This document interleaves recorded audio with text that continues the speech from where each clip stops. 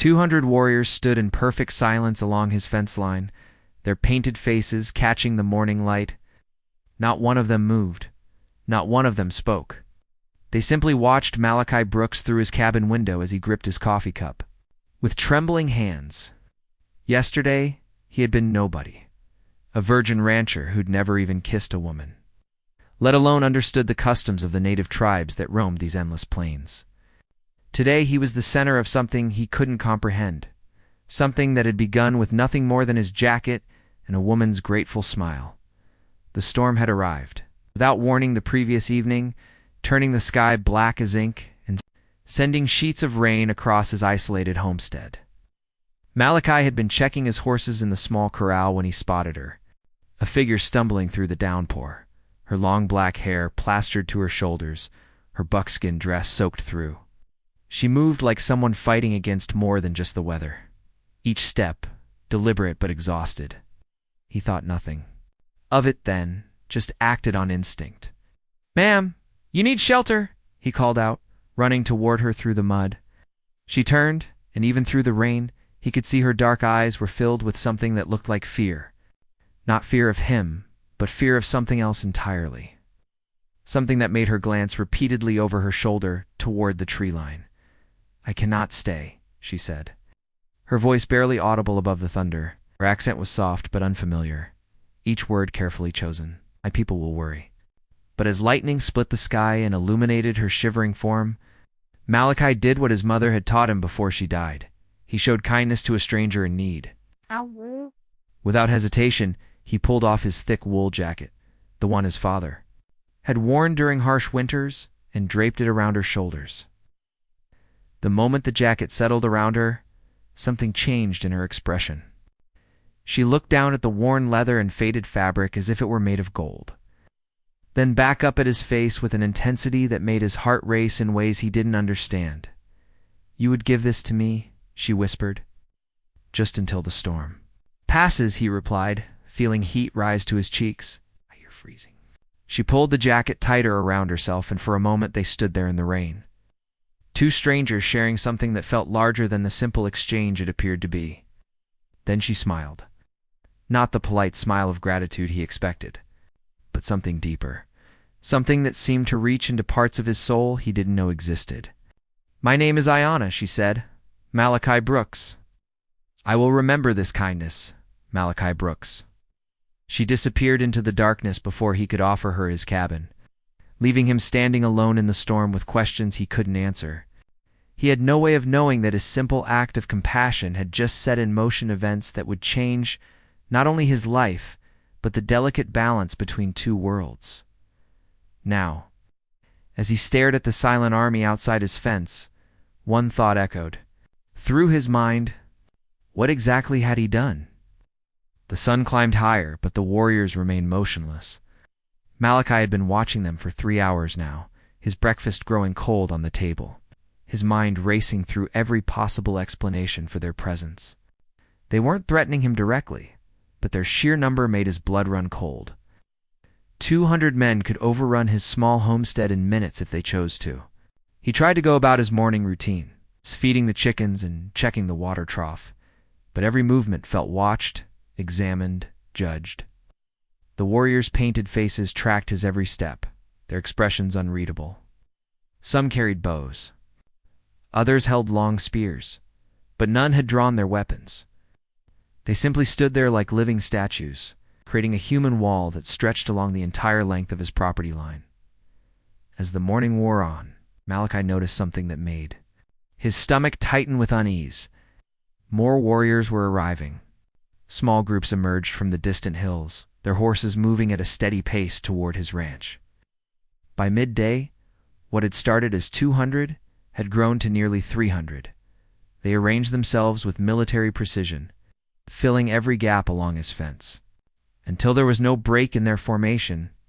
That was when he realized this wasn't random. This wasn't some hunting party that had stumbled upon his land.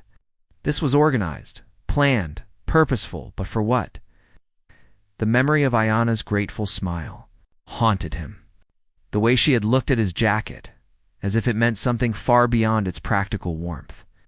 The careful way she had spoken his name, pronouncing each syllable like it mattered. The intensity in her dark eyes when she promised to remember. His kindness. His father had warned him about the complexities of dealing with the native tribes. But those warnings had always seemed distant and theoretical. Now facing hundreds of armed warriors on his doorstep, Malachi wished he had paid closer attention to those lessons. Around noon, a movement caught his eye. One warrior, taller than the others, and wearing an elaborate feathered headdress, dismounted from his horse and began walking toward the cabin. Unlike the others, this man's face wasn't painted for war. His expression was serious, but not hostile, and he moved with the confident stride of someone accustomed to command. Malachi's hand instinctively moved to the rifle hanging above his fireplace, then stopped. 500 warriors against one inexperienced rancher. The weapon would be useless, except to ensure his own death. The leader stopped exactly 10 paces from Malachi's front porch and spoke in clear, unaccented English. Malachi Brooks. It wasn't a question. The man knew his name. Yes, sir, Malachi replied, stepping onto his porch despite his trembling knees. I am Takakota, chief of the Lakota band that travels these lands. Yeah, we have come about the woman. Malachi's heart hammered against his ribs. What woman? Takakota's eyes narrowed slightly, studying Malachi's face with the intensity of a man reading tracks in difficult terrain. The woman you sheltered in the storm. The woman who now wears your jacket. The simple words hit Malachi like physical blows. Kiana was still wearing his jacket, but why would that matter to an entire tribe? She was cold, Malachi said weakly. I was just being neighborly. Something flickered across Takakota's weathered features, an expression Malachi couldn't decipher. When the chief spoke again, his voice carried a weight that made the air feel heavier. Young rancher, do you know who she is? The question hung in the air, like smoke from a distant fire. Malachi stared at Takakota's weathered face, searching for clues he couldn't interpret. The silence stretched between them, while 300 warriors waited for his answer to a question he didn't understand.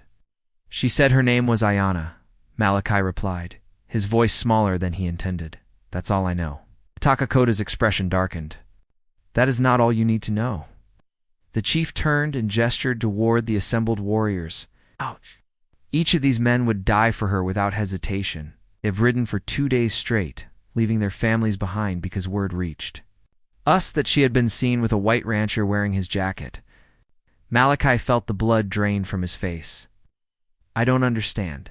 It was just a jacket. Just a jacket, Takakota repeated, and something in his tone made Malachi's skin crawl. Tell me, young rancher, what did she do when you offered it to her?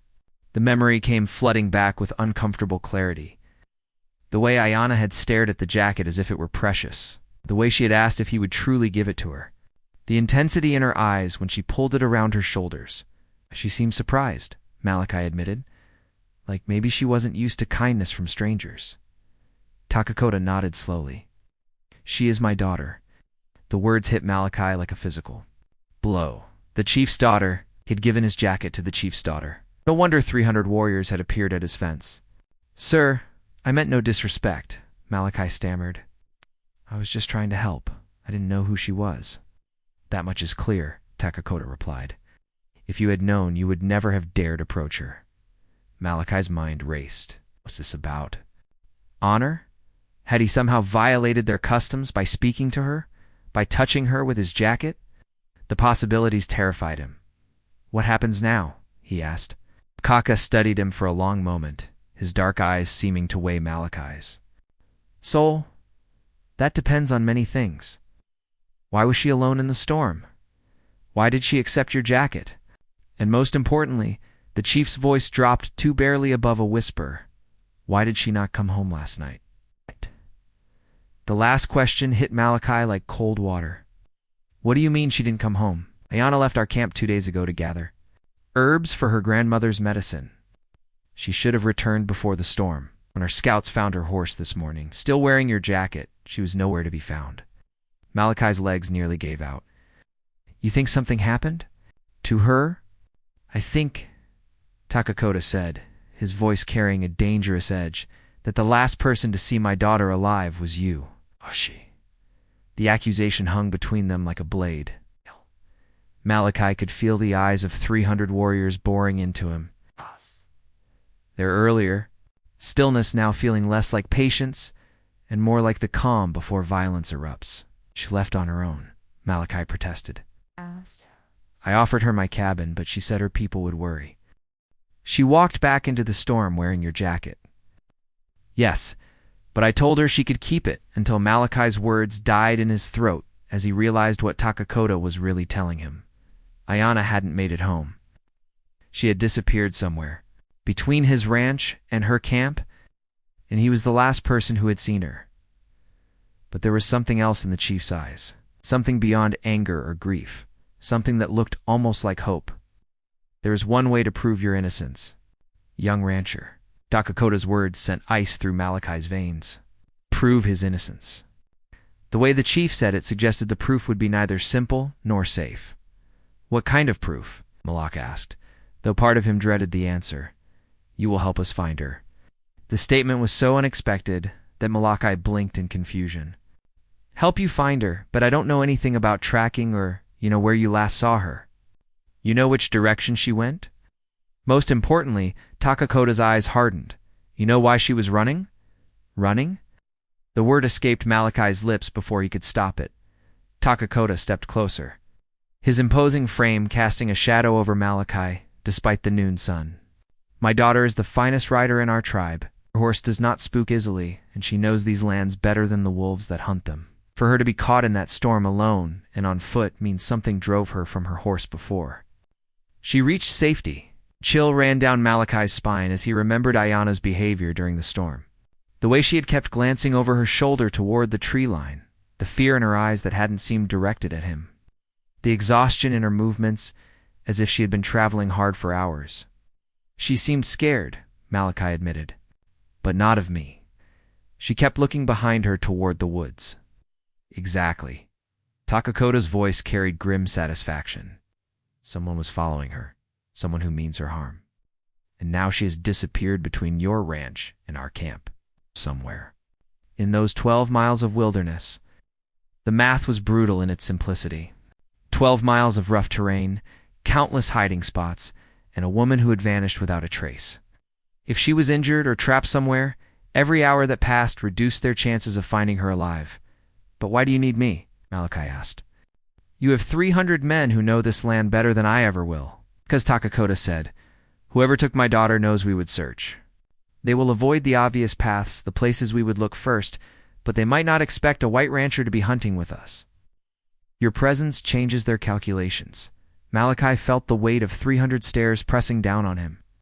The logic was sound, but it also meant riding into unknown danger with men who still might decide he was responsible for their chief's daughter disappearing. And if we don't find her, he asked. Takakota's expression grew stone cold. Then you will discover why my people have survived on these plains for 1,000 years, while others have not. The threat was clear, but something else worried Malachi more. The way Takakota kept referring to someone taking Ayana, as if her disappearance wasn't random, as if the chief knew more about the danger his daughter faced than he was revealing. Who would want to hurt her? Malachi pressed. For the first time, Takakatu hesitated. When he spoke again, his voice carried a weight that suggested old wounds and complicated histories. There are men who believe taking a chief's daughter would give them power over our tribe. Men who think one woman's suffering is worth the chaos it would bring to our people. Other tribes, worse, Takakota said grimly. Men from our own band, who hunger for leadership they have not earned. The revelation hit Malachi like a physical blow. This wasn't about strangers or outside enemies. This was about betrayal from within Ayana's own people. How do you know? Malachi asked. Takakota's jaw tightened. Because yesterday, before she left camp, 3 young warriors asked permission to court my daughter. I denied them all. The pieces of a darker puzzle began falling into place in Malachi's mind. 3 rejected suitors. A chief's daughter who fled into a storm rather than face whatever was pursuing her. Warriors. Who might believe that possessing Ayana could somehow transfer Takakota's authority to them. Which 3 men? Malachi asked. Takakota's expression grew even more grim. That is why we need you, White Rancher. I cannot accuse my own warriors without proof. If one of them has taken Ayana, they will not expect me to ride with a stranger. Your presence will make them careless. Strategy was cunning and dangerous. Use Malachi as an unwitting decoy to flush out potential traitors among Takakota's own men. If the chief was right, one or more of the assembled warriors outside Malachi's fence was complicit in Ayana's disappearance. What if you're wrong? Malachi asked. What if it wasn't someone from your tribe? Then we follow the other trail. What other trail? Takakota pointed toward the distant mountains. 2 days ago, army scouts were seen near our territory. White soldiers looking for something they claimed to have lost. They asked many questions about young native women. Malachi's blood turned to ice water. Army scouts hunting for native women could only mean one thing, and it wasn't anything good. Stories of soldiers taking native women as slaves or worse had reached even his isolated ranch. You think the army took her? I think, Takakota said carefully, that someone wanted us to believe the army took her. But my daughter is too smart and too fast to be caught by clumsy horse soldiers. She would only be taken by someone she trusted. The implication hung between them like a noose. Someone Ayana trusted had betrayed her. Someone close enough to get near her without raising suspicion. Someone who knew her habits, her roots, her weaknesses. How can I help track someone through country I don't know? Malachi asked. You cannot, but you can watch faces while I track. Can see which of my men seem nervous when we search certain areas. You can notice things an outsider would notice that I, as their chief, might miss. It was a dangerous game Takakota was proposing. Malachi would be riding into hostile territory with men who might be enemies, looking for clues to identify. Traitors among warriors who could kill him before he could even draw breath to scream. But the alternative was standing by while Ayana remained missing, possibly dying somewhere in the wilderness while precious hours ticked away. We find who took her, Malachi asked. What happens then? Takakota's smile was sharp as a blade. Justice. The single word carried more menace than any threat Malachi had ever heard. Whatever justice meant to a Lakota chief, it wouldn't be gentle. When do we leave? Malachi found himself asking. Now. Every moment we delay gives them more time to hide her, or Takakota's voice faltered slightly to ensure she never speaks. Of what she has seen?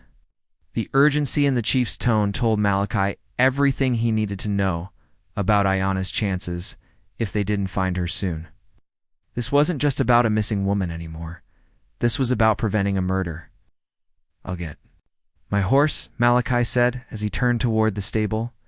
Takakota's voice stopped him cold. Bring your rifle, white rancher, and pray to whatever god you believe in that we find my daughter before nightfall.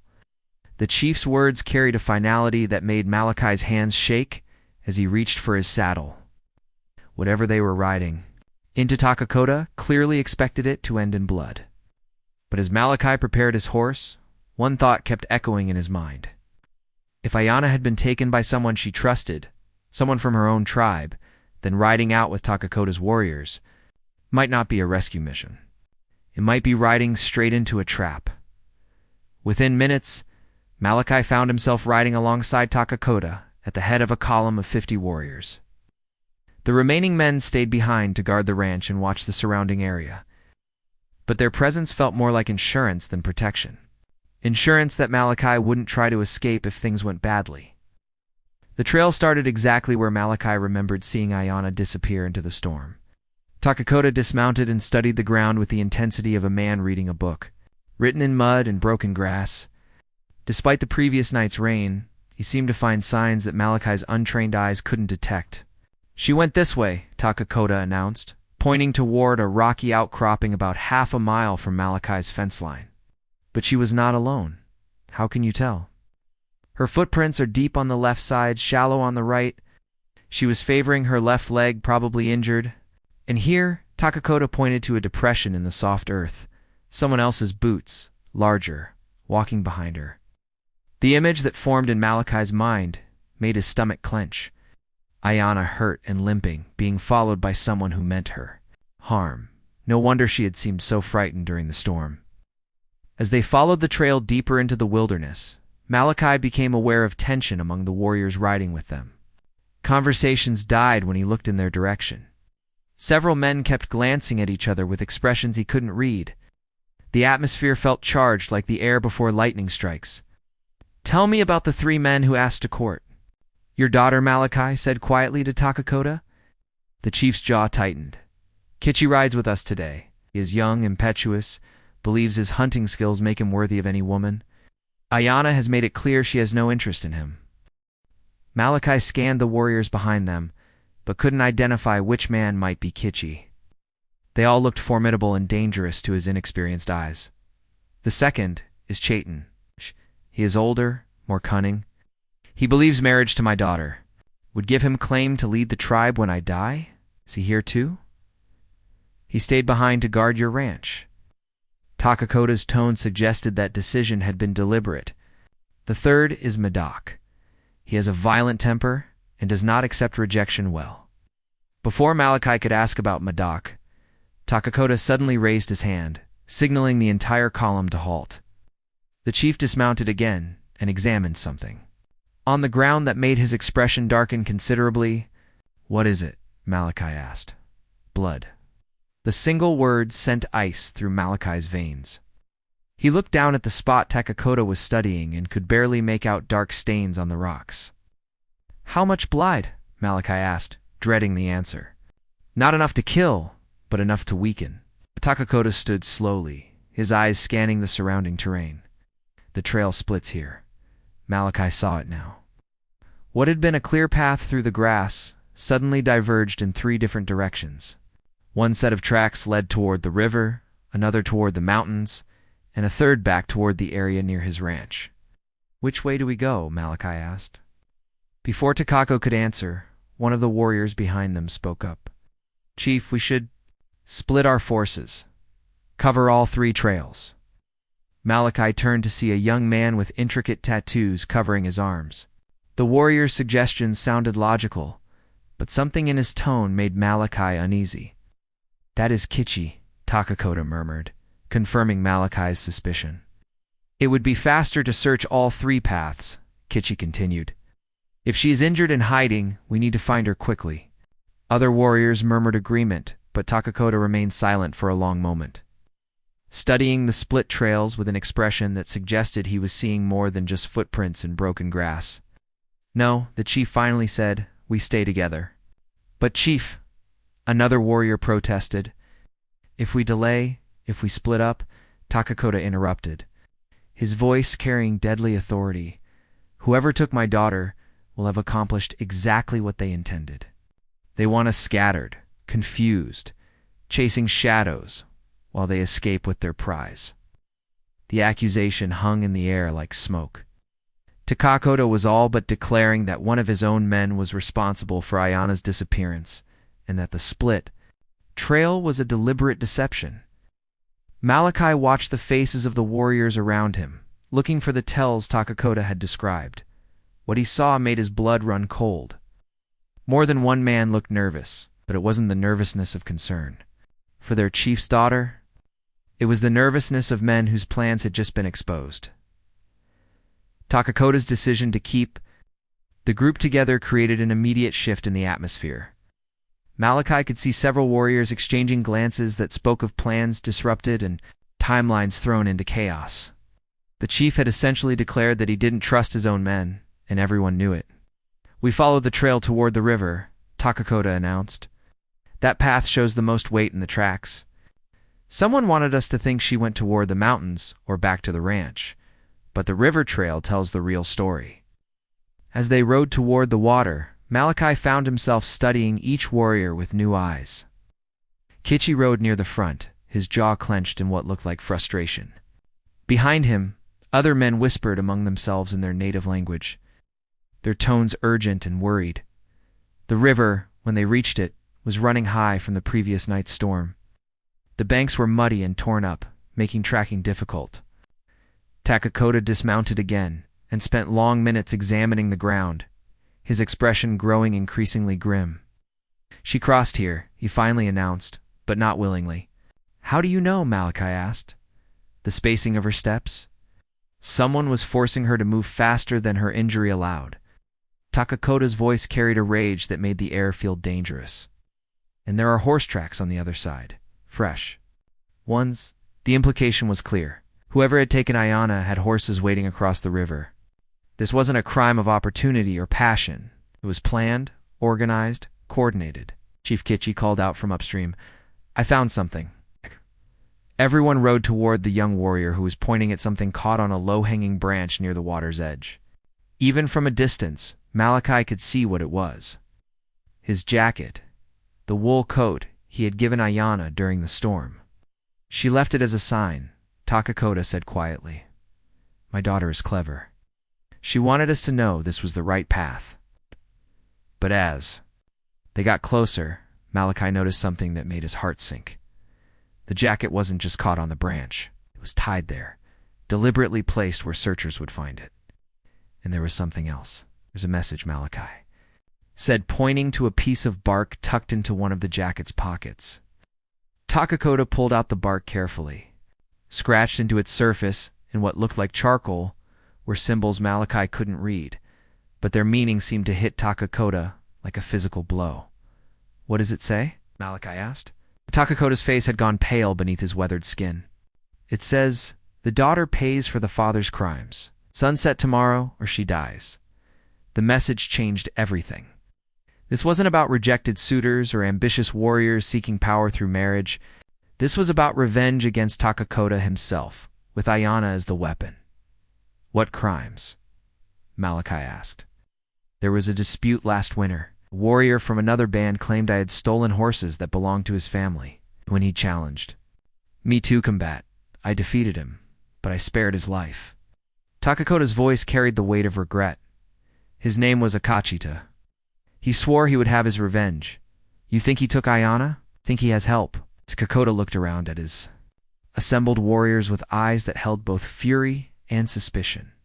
"Someone told him when my daughter would be traveling alone. Someone gave him information about her roots, her habits." The accusation hung over the group like a storm cloud. One of the warriors riding with them had betrayed their chief's daughter to her enemies. The question was which one. Malachi watched faces again, looking for the tells of guilt or fear. What he saw instead was something worse. Several of the warriors were looking at each other with expressions of recognition, as if they were silently acknowledging something they all knew, but hadn't spoken aloud. "There's something else," Malachi said quietly to Takakota. "That message. It gives you until sunset tomorrow. It's more than 24 hours away. Why so long?" Takakota's eyes narrowed as he considered the question. Because Akachita is not just seeking revenge. He is seeking humiliation. He wants time for word to spread. He wants other tribes to know that the great chief Takakota could not protect his own daughter. Or, Malachi said, a terrible possibility occurring to him. He wants time for you to make a mistake.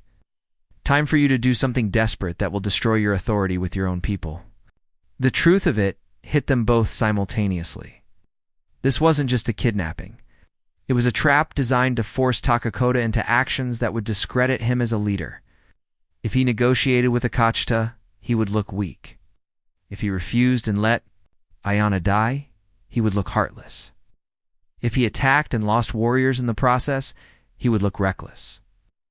"What does Akachita want in return for her release?" Malachi asked.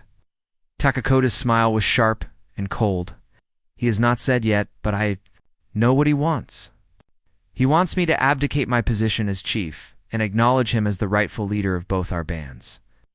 The scope of the conspiracy was becoming clear. This wasn't just about one man's revenge. This was about a coup designed to topple Takakota. From power and unite to tribes under Akachita's leadership. But as Malachi processed this revelation, another thought struck him with chilling clarity. If Akachita needed inside information to plan Ayanna's capture, and if several warriors in their group seemed to know more than they were saying, then their rescue mission might actually be leading them straight into an ambush. Malachi's warning about the ambush proved prophetic within the hour. As they followed the trail deeper into a narrow canyon, arrows suddenly whistled from the rocks above, and hostile war cries echoed off the stone walls. Takakota's warriors scattered for cover, but not before Malachi spotted something that made his blood freeze. Kitchi wasn't taking cover with the others. Instead, The young warrior was signaling to the attackers using hand gestures that were clearly prearranged. The betrayal Takakoda had suspected was happening right in front of them. Takakoda, Malaka shouted over the sound of arrows striking. Stone Kichi is with them. The chief's eyes followed Malachi's pointing finger, and his face hardened into a mask of controlled fury. In one fluid motion, Takakoda drew his bow and put an arrow through Kichi's shoulder. Dropping the traitor to the canyon floor, the ambush collapsed into chaos as Takakota's loyal warriors realized one of their own had led them into a trap. But the distraction gave Malachi a chance to spot something the others had missed.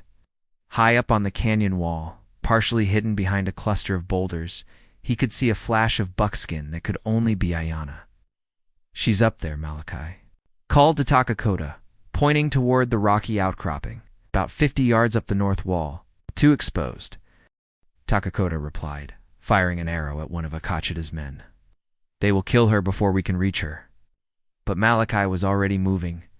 While the warriors engaged the ambushers on the canyon floor, he slipped away from the main group and began climbing the steep rock face. His soft ranch life hadn't prepared him for this kind of exertion. But desperation gave him strength he didn't know he possessed. The climb took agonizing minutes while the battle raged below. When he finally reached the ledge where he had spotted Ayana, he found her bound and gagged, but alive and conscious. Her eyes widened when she saw him, then filled with relief. Going to be all right? He whispered, as he cut through her bonds with his knife. Your father is here, Malachi, she gasped as soon as he removed the gag. It was Kichi. He told Akachita where to find me. I know. Your father figured it out. But even as he helped her to her feet, Malachi could see they weren't safe yet. The ledge they were on was a dead end with sheer drops on 3 sides. The only way down was the treacherous path he had just climbed. And that would leave them exposed to enemy arrows. That was when Ayana surprised him. Instead of being the helpless captive he expected, she proved to be as resourceful as her father had claimed. She knew a different route down, a hidden path that would bring them out behind Akacheta's position. Follow me, she said, moving with confidence despite her ordeal, and stay low. The descent was even more dangerous than the climb up. But Ayana moved like someone who had spent her entire life navigating difficult terrain. When they finally reached the canyon floor, they were positioned perfectly to see Akachita directing his warriors from a protected position behind a large boulder. Can you use that rifle? Ayana asked, pointing to the weapon still strapped across. Malachi's back. Not well, he admitted. Then give it to me. What happened next would stay with Malachi for the rest of his life. Ayana took his rifle, settled into a shooting position with practiced ease, and put a bullet through Akachita's thigh, dropping him instantly. The shot was so precise, so unexpected from their position, that it created exactly the confusion Takakoda needed to rally his warriors and overwhelm the remaining ambushers. The battle ended as suddenly as it had begun. Akachita's surviving men surrendered when they realized their leader was wounded and their advantage was gone. Kichi, bleeding but alive, was taken prisoner, along with 2 other warriors who had been part of the conspiracy. As the dust settled and the immediate danger passed, Malachi found himself standing with Ayana at the center of a group of victorious warriors, all of them looking at him with expressions of newfound respect. You climbed a canyon wall to save my daughter, Takakoda said, approaching them with something that might have been pride in his voice. That took courage I did not know you possessed. Looked down at his torn clothes and scraped hands, amazed at what desperation and determination had driven him to do. 3 days ago, he had been a lonely rancher who had never kissed a woman or fired a shot in anger. Now he had helped rescue a chief's daughter and exposed a conspiracy that could have destroyed an entire tribe. Your jacket, Ayana said softly, holding out the wool coat he had given her during the storm. You should have this back. Keep it, Malachi replied. Something tells me you've earned it. She smiled then, the same deep smile she had given him during the storm, and Malachi felt something shift inside him. He was no longer the inexperienced boy who had started this adventure. He was a man who had faced danger and proven himself capable of courage when it mattered most. You will always be welcome in our camp, Malachi Brooks, Takakoda said formally. Any man brave enough to risk his life for my daughter has earned a place among our warriors, As they rode back toward his ranch with Ayanna safe and the traders in custody, Malachi realized that giving away a simple jacket during a storm had changed his life in ways he never could have imagined. He was no longer alone on his isolated homestead, had found something worth fighting for, and people who considered him family. The sun was setting as they reached his fence line, painting the sky in shades of gold and red. 200 warriors still waited there, but now they were celebrating instead of threatening. Malachi Brooks, the virgin rancher who had never known adventure or danger, had become someone entirely different. He had become a man worthy of the woman who still wore his jacket with pride. If you enjoyed this story, click the video on your screen now to watch another unforgettable tale from the frontier. Your courage and destiny collide in ways you never expected. Don't forget to subscribe and consider a super chat to help us keep bringing you more stories like these.